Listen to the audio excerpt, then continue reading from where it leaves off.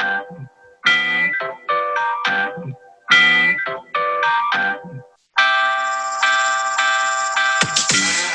it's Joe West from the West Barn with Mike Shimshack. Today we have Deezle on, songwriter, producer, Grammy Award winner.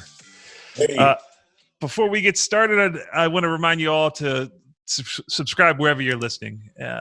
Today, our guest, man, I'm excited about it. Good buddy of Mike's. I've been hearing stories about him for years.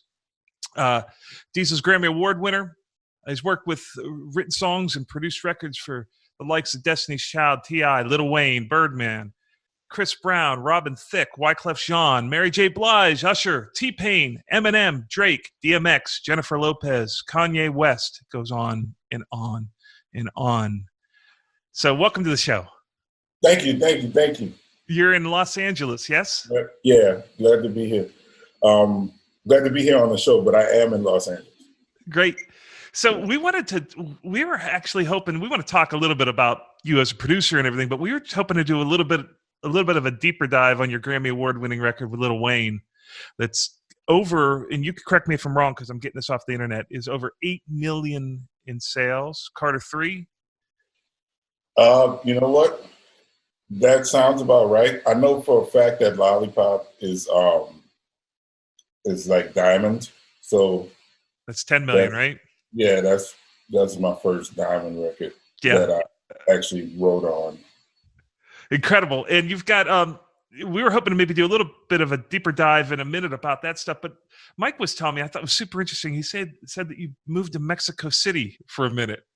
And I'm like, how's that work? So I did a movie in New York that a friend of mine Alex Wright, he's a movie producer and he does a lot of stuff with Spike Lee, and he asked me to work on the music for his movie. And when I do movies, I like to be on set just to, to feel the energy when it's happening, not just looking at it on the screen. So I went to New York and just stayed in New York and rode the subway and played my guitar on the subway and in the parks, and wrote the music as I would go to set, and then on my way home I would write and stuff like that. So then he directed a movie in Peru right after that, and he asked me to do the music for that one, which brought us to I spent 5 months in Peru in the desert and just the wildest places. I actually got to see where they shoot Mars. Oh, wow. The red desert in Peru. Yeah, the National Geographic stuff, you're standing on the cliff and the drone swoops down and you see vultures standing on the side. I was looking at the vultures. So, that kind of is an amazing experience. But again, I was writing music for a film, which then led me to Mexico because we did the post-production in Mexico. And when we got there, it was supposed to be a 2-month time span for us to finish the film, to finish the post-production. But what ended up happening was I was like, you know what, it's kind of cool down here. And I started working with artists there and learning about, different musical cultures there in Mexico and in, in South America, down in Peru, because there's so many pockets of cultural difference when it comes to the styles of music that may vary from one city to another. I didn't know that in Veracruz, there's dudes who carry around xylophones and have xylophone bands. You know what I'm saying? And it's Veracruz music, and it's more tropical, and it's got the really Caribbean vibe to it. But these dudes really, they tie xylophones to the top of their cars and drive around with them and go play for people's parties. That's awesome. That's crazy, dude, because for a producer that can take recordings of something and bring it into your workspace, I mean, it'd probably be really cool to be influenced and actually record some group of guys out on the street doing that and then bring it into a pop record, you know? Yeah, it's amazing, you know, when things like that happen. You get all the vibe of like the original sample of it, but it's organic to what you're doing. It's original. Right, exactly. So that's, you know, what has been happening a lot with the stuff that I was doing there. Because it's easy to stay true to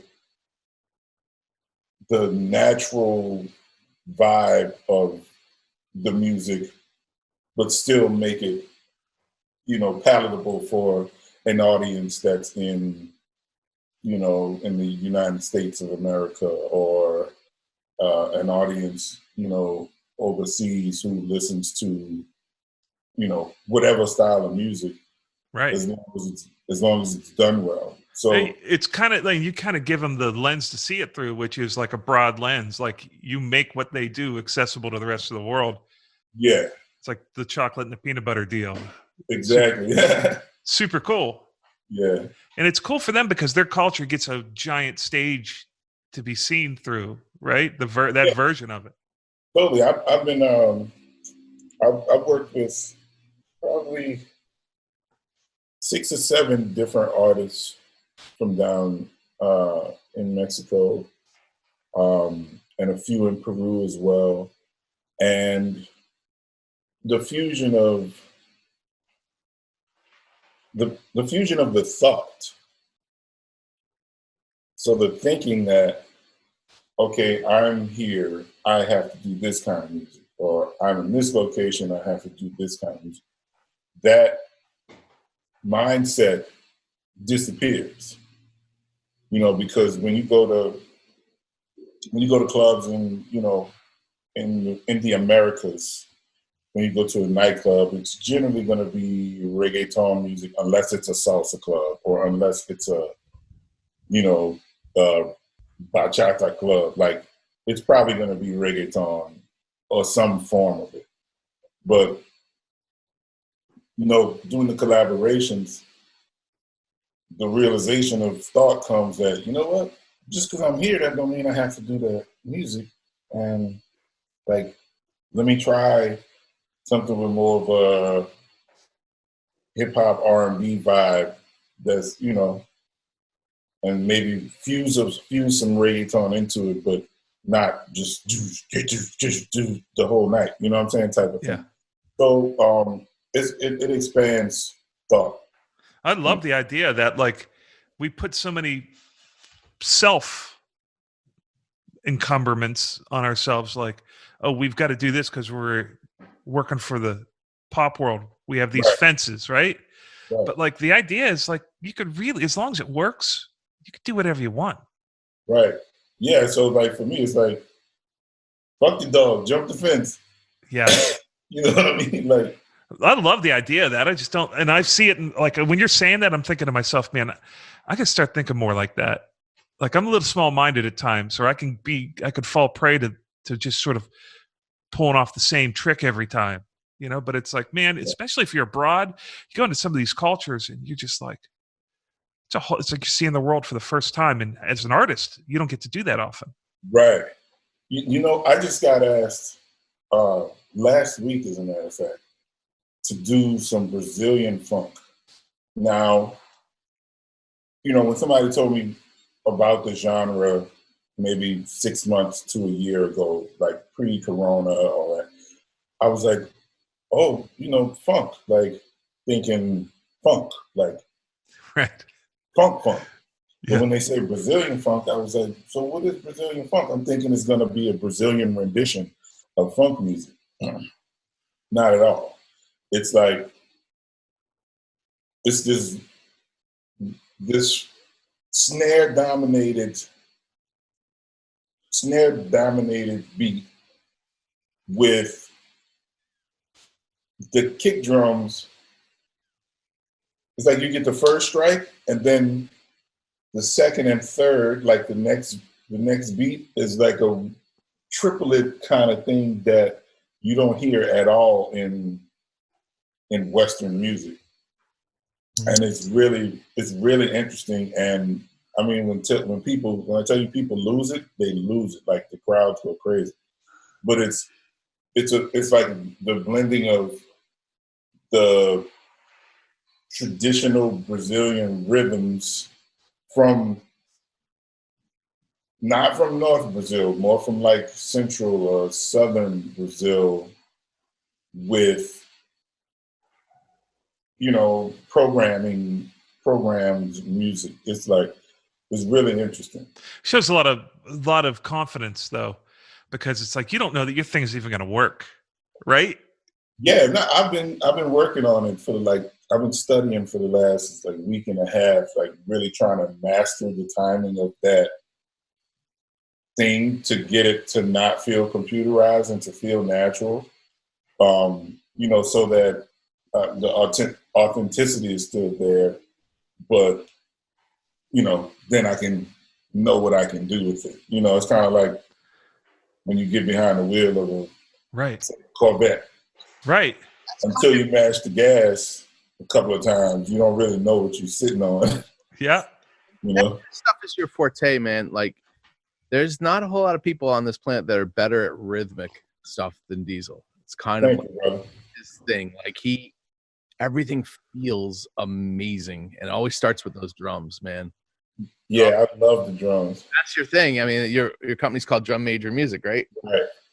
Oh, it's amazing, though. You can feel, for those that don't know, Deezle was raised in New Orleans, and you hear that influence, you know, the marching stuff and all the Mardi Gras type thing you associate, you know, and it's very much in what you do, you know. So like the snare drum stuff, I'm sure it might be a little different for you, but I'm sure you'll pick it up pretty quick and get going on. You know? Yeah, I pretty much got it, but I gotta let you hear it. It's this triplet thing that happens on the kick drum, but it's not 3, it's only 2, but it's played in the triplet feel that is like pushed and dragged. Yeah, that's cool. Yeah, well, that's cool. A lot of guys wouldn't want to even do that, you know, because it's out of scope for them. Yeah, I'm into it. You know, I get, well, let me not say I get bored, because I'm smart enough not to be bored, but I like new stuff. Yeah, I like to try things. You know, after I hear, and this is hats off to everybody who's making a lot of money right now doing the same exact thing, but that's never been your MO. that's never been my MO. Never. That's what I love about it, because when you do get successful, they're like, oh, we want more of that because that worked, and they'll pay you a lot of money. But for a guy like you, it's like, oh man, I would just want to do new stuff, and I want to be influenced by new things. You're moving the goalposts, so it's cool that that's the way you think. Most people wouldn't. You know, and I attribute it to the fact that, like you said, Shaq, growing up where I grew up, yes, it was the South, but in the music community, like, we were together. And as long as you could play, it was cool to be around. Like, if you couldn't play, it don't matter what your ethnicity is, where you from, none of that. Like, if you can play, come play. If not, don't tell us you can play and you can't play, because somebody might beat you up. The whole thing. New Orleans is interesting because New Orleans is, although it's in the South technically, it's really its own thing. Its own thing, man. Yeah. I feel like Florida is kind of their South, but they're their own thing. Texas is its own thing. New Orleans is its own thing. It's like a different country in New Orleans. Yeah. It is. You go there and it's like, wow, that was a cultural experience. Eating, hanging. Yeah. What's that, Mike? It has incredible culture. I mean, it's one of the most in the whole world. You know? Yeah.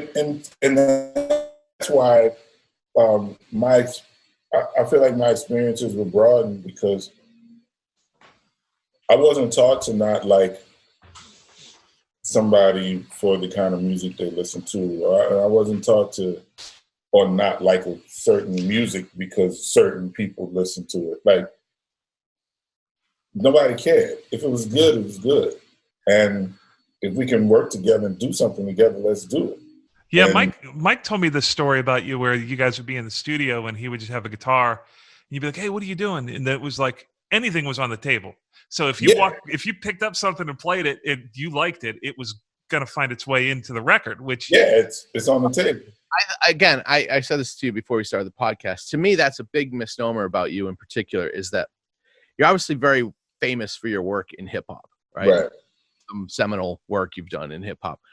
But those that worked with you know that it's like your idol's Quincy Jones. Right. Like, it's so far beyond hip hop. You love guitars. You're a really great bass player. Like, is like, thank you. Really cool, man. It's like you and I did a pop record together. Right. Couple of them, and it sounds killer. It's got its own unique flavor. It's got its own unique stuff. But it's like, it's really, I think that's it makes you different to me. It's like you're a real deal producer, Thank you, brother. Can you walk us through, you say that Lil Wayne record is Diamond. For those who don't know, that's a 10 million. Very few people get that RIAA cert of 10 million. It's why they call it Diamond, I guess. So you don't see a lot. You don't walk into a lot of studios and see those. You'll see platinum records, which are $1 million, but when you get to 10 million, that's a phenom. It doesn't happen. Can you tell us a little bit how you got on that record, and tell us? We'd love to hear some of the stories of like how Lollipop was done. So that record was initially brought to me by my friend Static, who passed away shortly after we shot the video. But Static, incredible, Major. Yeah, Static Major. Static, and I want to say Mariah Carey at that time were tied for who had written the most #1 records. Wow. Yeah. So this guy is like, ridiculously talented songwriter and artist. And side note, I'll fast forward, then I'll rewind. Every Drake album that has come out in the last few years has at least one Static song on it. Oh, that's crazy. Yeah. So, wow. Yeah. So he's still there. He's still winning with us. But so Static brought Lollipop over to me because he hadn't met Lil Wayne yet, and my friend Dorian, who is now one of the major hip hop record executives in the business right now, developing a lot of young talent. He works with the baby and breaking his records and stuff like that. So a lot of what you hear that's out today is still being affected by the things that happened when that record was made. So Dorian called me and said, "Hey, Static wants to come meet Wayne. He's got a record for him." And I was like, "Oh, okay, cool." So tell him come through. I'll tell Wayne that I want to introduce him to Static, and tell him come through. So Static shows up, and I was like, "Yo, Wayne is my homie Static. We got some." Huh? What'd you say? He's Wayne at this point. What? How big is he? Like, is he well known? Like at this point? Oh, this is like months before Lollipop. But for those that don't know, was he obviously Lollipop put him on a whole different strategy? It was like him and Jay-Z. Oh, okay. All right. Yeah. So it was either you would listen to Jay-Z or you would listen to Lil Wayne at this point. Yeah. So and he had already had two platinum albums before that. But he had never had his first top 40 #1. So I introduced him, and I tell Wayne, I'm like, because he didn't know who Static was, and a lot of people don't know him by face, but they know his music. And he goes, I said he did One in a Million for Leah, Rock the Boat, Pony from Genuine, a bunch of Missy Elliott records and Timberland records, and like, you know, he was like, "Oh, I didn't know." So he pulls up Lollipop, and Wayne's like, "Okay, cool." They do the record, you know, but the beat wasn't. It wasn't the beat that I did. It was like, it was a sketch. Let's say that. So after Saturday left, Wayne looked at me. He was like, "You like it?" And I was like, "Yeah, I like it, but I can fix the beat. Like, let me fix the beat and make it a whole nother record." So I take it home in my underwear in an hour. I do the beat, and then I bring it back. And the day I bring it back, as soon as the beat dropped, Wayne jumps on the speaker and he started doing the dance that he was doing in the video, going down Vegas Strip. And I was like, "All right, cool. He likes it. Dope." And then next thing you know, it was the biggest thing in the world. Right. You didn't have any idea it was going to be that big? Did you know it was a hit? I knew it was a hit, but I didn't realize. Can't prepare yourself for that. So. Yeah, nah. Because to me, it was us doing what we do. But to the world, it was something new. And I was like, how's everybody saying this is so new? Like, I didn't ask, you know, but I was thinking that to myself, like, he's been doing auto-tune, you know, but the record just took off. And, you know, one thing I can say is that, you know, my records, they don't sound like people's records. So maybe that's what it was that was so new, a new sound, you know? So, but yeah, so that's how that record happened. Like, those two didn't even know each other. Wow. But when you thought it was you thought it was a hit, but like in your mind, you didn't know it was going to be like Thriller big.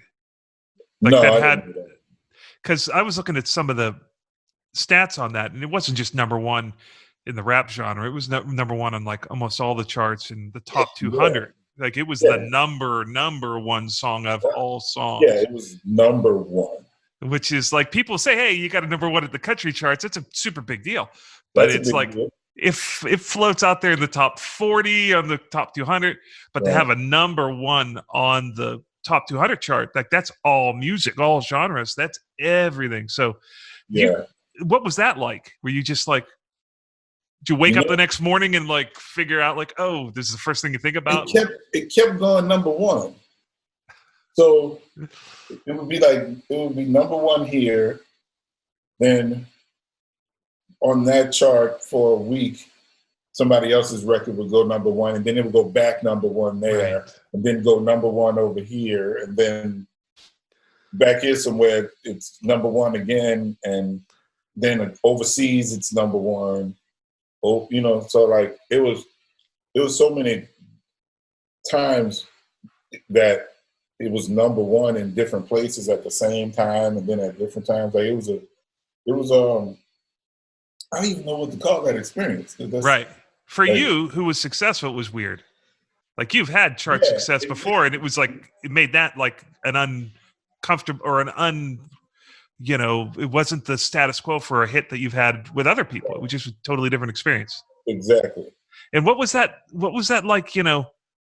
So did your whole business side get crazy too? Like where it's like now everybody, the spotlight's totally on you. Everyone's thinking about you. Everybody.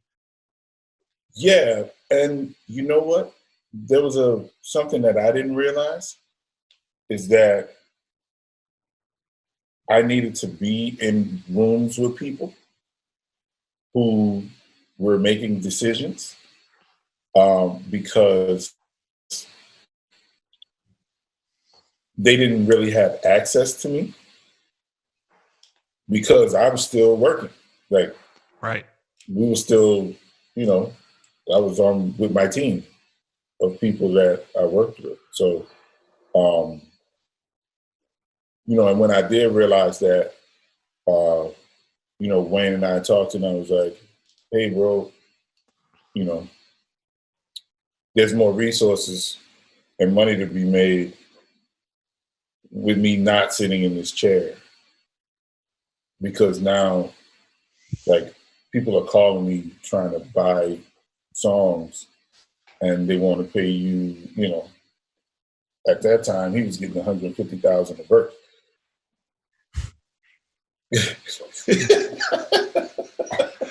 Oh man. Unreal. Like, just to speak for, you know, 30 seconds. Yeah. Oh man. 150 G's up front. So I was like, should take that money. Oh yeah. So when that song won a couple, I don't know if it was the album or the song won a Grammy for best rap performance, I think. So that song in total won. Wayne got 5 Grammys and I got 3. Wow. But we were nominated for Album of the Year, like the big category. It was that number 1. So that, right. Like, to put perspective on it, it was nominated against Alison Krauss and Robert Plant. Yeah. For Album of the Year. And then, like, he won all the artist categories that it was nominated in. I'm pretty sure it won best rap song, rap album, best rap album. song. Yeah, no, both. Oh, it did. Won Okay. Best rap album, best rap song. Yeah, so it was like we cleaned up that year. Did you go to the Grammys? Yeah, I was there. And the whole deal going up on stage and. Yeah, I didn't make it to the big stage because we lost to Robert Plant and Alison Krauss. Okay. But the stage, the medium stage, I made it to. No, were you is that the first Grammy you had won, like an actual statue? So I had worked on things that were nominated before, but to actually win, yeah, I won all 3 at the same time. So what was that like? First nomination that you could win, and you find out can you describe the feeling that you had? Was it like what you thought it would be? Well, it was excitement. I had no idea what I thought it would be like because I just didn't. But I'll tell you like this. Remember the first time you got a piece of ass? Actually, I don't. I'm hoping later tonight I'll get lucky. It's like that. It's like it was good, but then the second time, it's better. The world changes for you a little bit. So your whole world changes. It's a different thing. I get it. I have a good side note Grammy story. I hope it's okay to tell this, Deez. All right. I met up with Deezle in Atlanta at Tree Sound, and it was. You recall we were working in that one little cool studio. You remember it had like it was up the speakers were up, and you take a step down. The couch was in front of that. You remember that Studio stuff? M. What's that? Studio M. Studio M. Oh wow, you got a good memory. Anyways, we're sitting there and we're working out songs, and we're working with this brilliant keyboard player who's an unbelievable musician, scary good musician. Yeah. And a schooled 4-year degree kind of freak musician. But I remember working out harmonies. I don't know if you remember this story, but we were working out harmonies. And one thing Deezle did at the time that was so funny is he would, and it was just for his own inspiration, is he would, on the speakers, he would put his Grammys. He had 2 Grammys, and they would sit up on the speakers. You remember this? Yeah. I don't know if you still do that, but it was just like it would put you in the zone that you were like, it gave you the confidence, right? So, right. But I remember dealing with this keyboard player, and it was working on a harmony part, and he was telling you it was technically wrong. Like, it was not like, that's not the right notes. You're like, I don't tell you, it just sounds really good. This went on for 15, 20 minutes. Right. So like, using every ounce of composure he had to not overrule the guy, right? And then finally he just had enough. The guy prodding you, you remember this, right? Yeah. Turns around, and he doesn't even turn around. He just kind of points at the Grammy. Conversation was over. That was it. You didn't want to do it. You didn't want to pull it out. I see that in you. When you did, it was the end of the conversation. It was so funny. I had to. You remember that, right? I was like, Papa, I stood all I could stand. I can't stand no more. No, you were very great. You know what though? People, we are missing. There is a version of that we're missing in the music business, which is like, hey man, this guy's the record producer. He's in charge. You're there to help the process along. And it's like, there's like some good ego that you have to have and figure out how to distribute it every once in a while.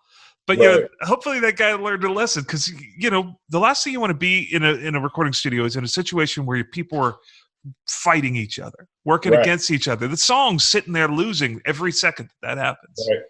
So listen, this guy's a brilliant musician who had offered amazing ideas, and you're very accepting of ideas as a producer. When you're in charge, you're open to stuff, and he came up with great, brilliant stuff. But on this one particular case, well, it's great because you have a story. How many years ago was that?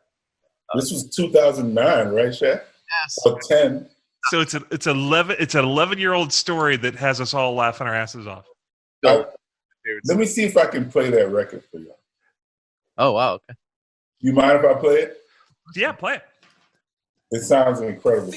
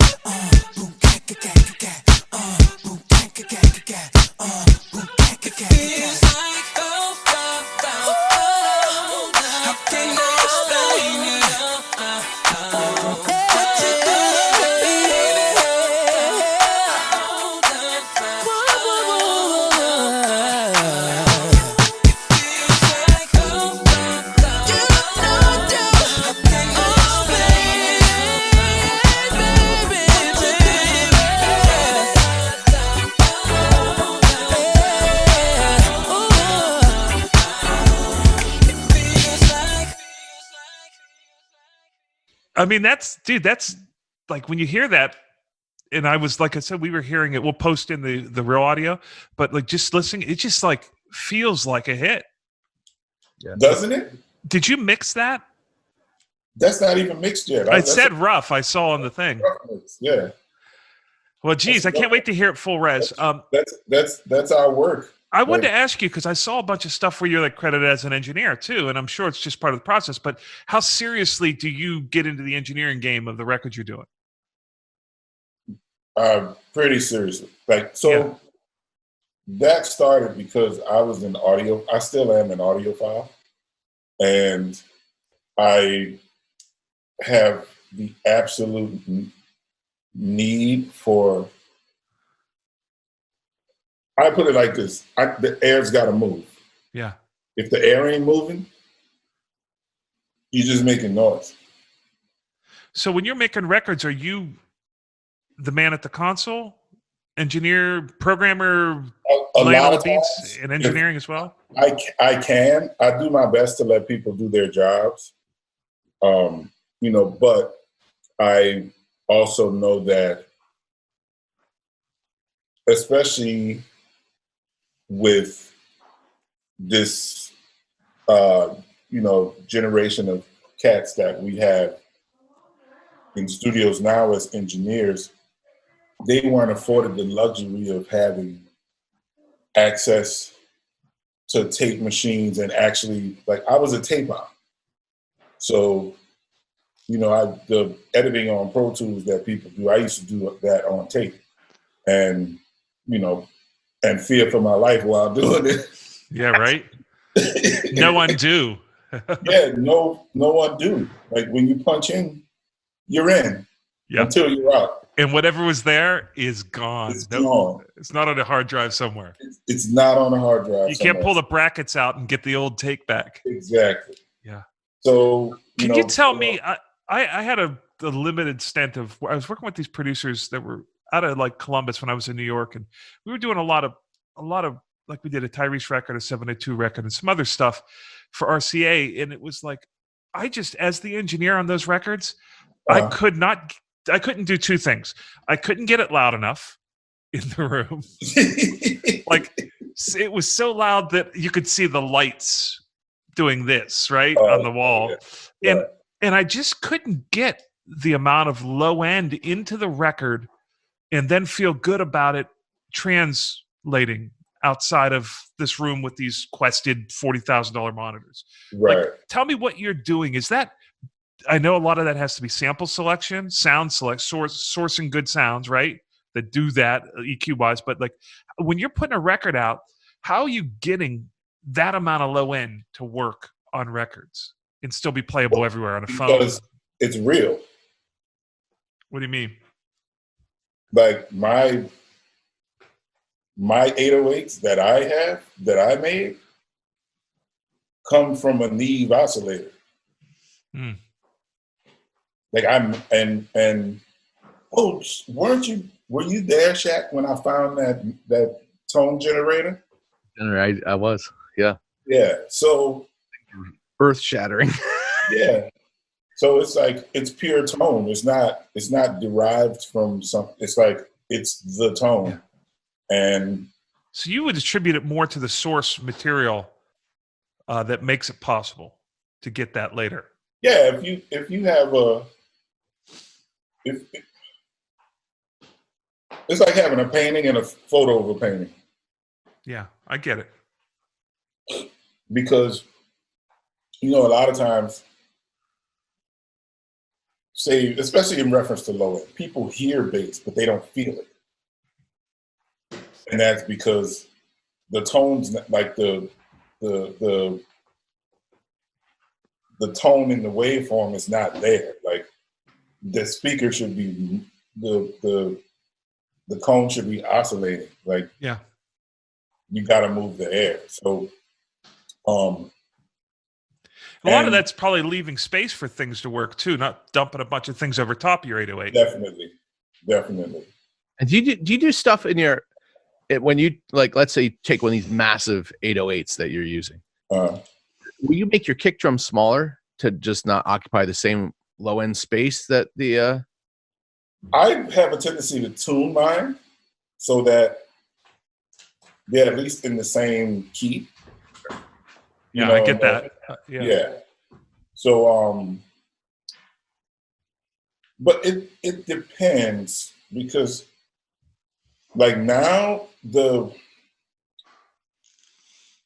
808 tones that are popular. So like when I do the stuff that's on the radio and I'm doing those types of sounds, those 808s don't have a lot of richness to the tone. Like they're more of a sound. So I turn the kick drum up. But like in this record, and it feels like that pulsing bass line is like a fat move bass line, because I had the Voyager with me. Oh yeah. And that kick drum is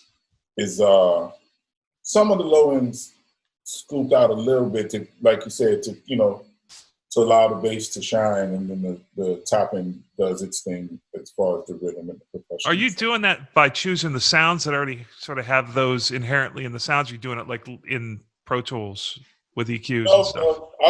I'll do it in Pro Tools. I'll do it in Ableton. Like I do a lot of my programming, especially now, in Ableton. But back then, because I was using drum machines and stuff, we had to do it in Pro Tools. Just to give it the space that it needs. But it's also sound selection and using things that work together. When you're making a record, like the Carter 3, is that a record that you just doing like a couple of songs on it? Or like, how do you get on that record? Is it like, oh, these dudes are doing these songs with them and I'm doing these songs? Or are you working on the whole record? No, I worked on that whole album. Because you look at the Wikipedia for it, and there's so many people in, I know a lot of people get their names onto credits that maybe weren't even in the room, but like I'm imagining like, oh, how does that record look? Okay, is it just him and Lil Wayne like saying we're going to make this record, and then you guys start to make the record? Is every song like you make a decision and work on that song, and do you cut 20 songs and release 10? Like, tell us how that record. So people ask me who my favorite artist was to work with, and I always say him, because as far as work ethic is concerned, it's not like, oh, we're going to do a record, then stop, then do a record, then stop. And, like there was no breaks.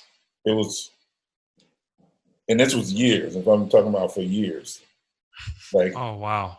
Working around the clock. So you were his chief engineer as well? Really? What'd you say? Were you like his chief engineer? Yeah. So everyone went through you, basically. Yeah. So did the record become the record, or did it start off like we're doing this record, or was it the record became all these songs that you had worked on over the past couple of years? The work ethic is like, we're doing songs. Oh, it's time to prepare for the album. But there's no change in the amount of work that's getting done, because there never was a point. So this is the important question. Is it like, it wasn't like record companies said, hey, we're going to go hire a crew and do this record. It was just like you were creating with him, and there was no real line of demarcation where it's like, now we're making a record and we're in record mode. It was just making music all the time. Yeah. I think that's important for people that are like trying to make it in the business. When you see a record like that blow up, it becomes such a thing that it's like, oh, that must have been this thing they set out to do. And a lot of times it's just a collaboration of all the best things you've been doing. And they were just parts that were laying around that were just undeniable. So it wasn't like you fought your way into the record. It was that you're on that record because you were a creative force in his life for that period of time. Yeah, exactly. Yeah, that's really powerful for me. Like if I were watching a podcast, because my perception is the dude was just hired to make the record, went and made the record, and why don't I get breaks like that? Meanwhile, this is how we do it in Nashville. It's not, Yeah. Meanwhile, they don't take into account it's like work all day, go quit, and then go get something to eat, and then next thing you know, you're back in the studio at 11, just because the mood hit and we want to make music. Yeah. Yeah, that's really cool actually to hear. because it's such a big record. A lot of times, and this is the reason why when Shaq and I were in the studio, he was like, man, we went in at 9. Like, I was used to going into the studio at, say, the earliest, maybe 2 or 3 in the morning. And then being done at 2 in the afternoon kind of deal.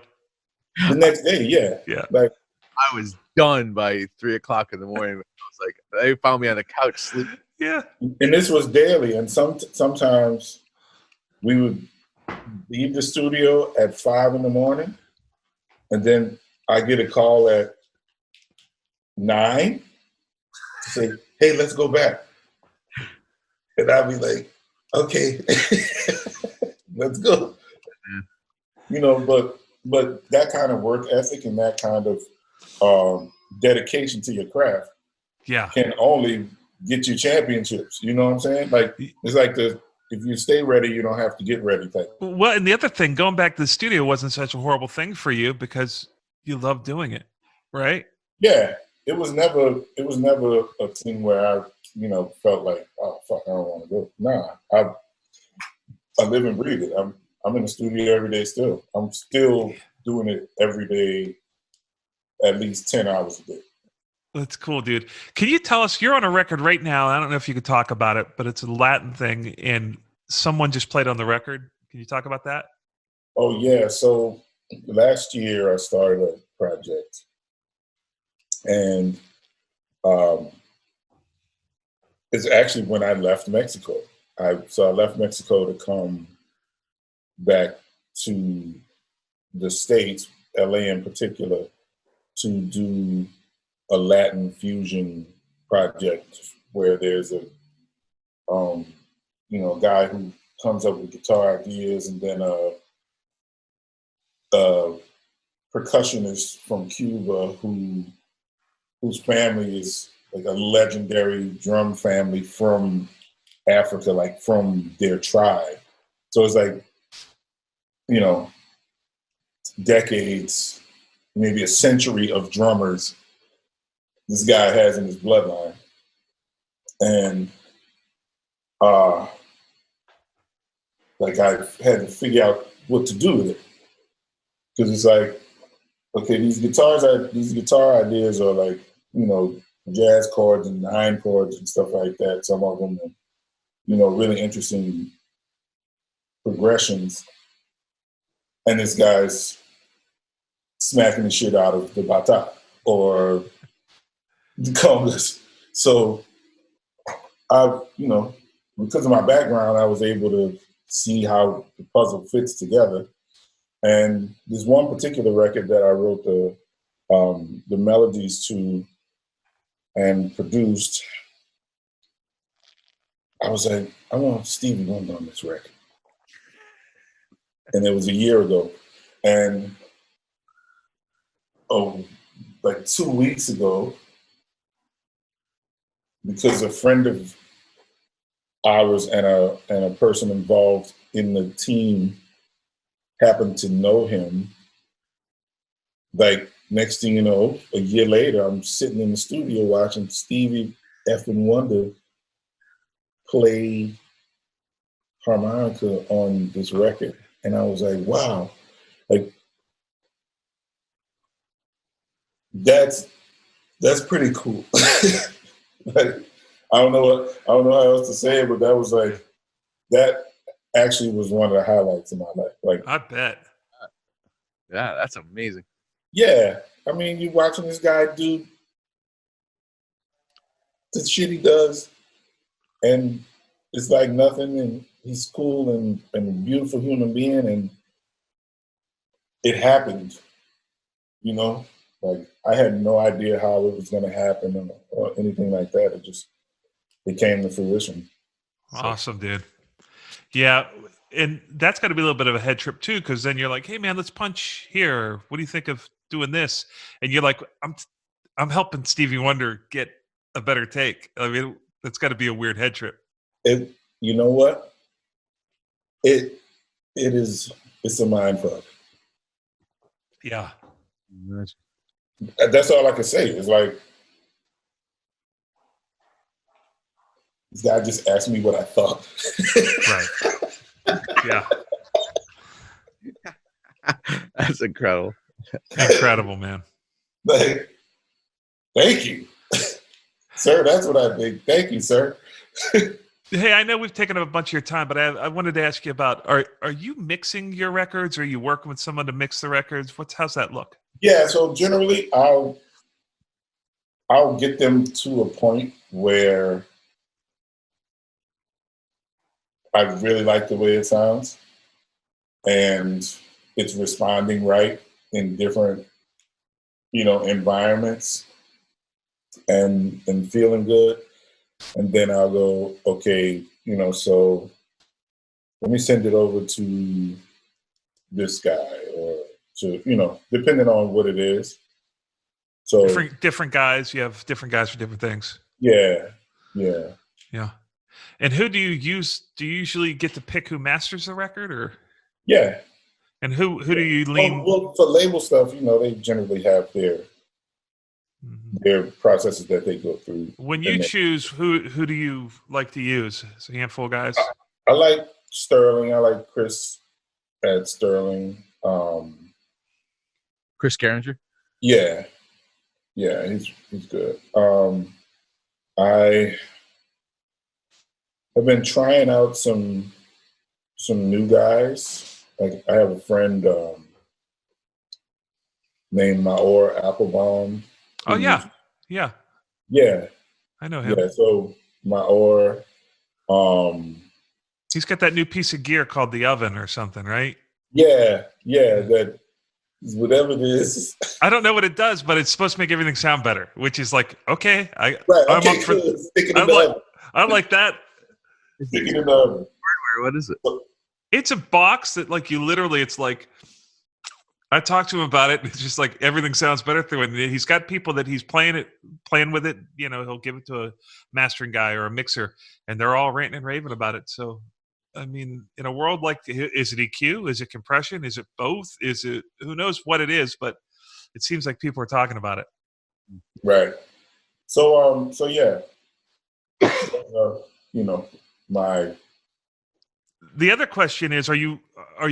Where can people find you? Do you want to be found? Some people don't want to be found, it's like, but if you've got some socials you want to share, we'll put them down in the description. Oh yeah, definitely.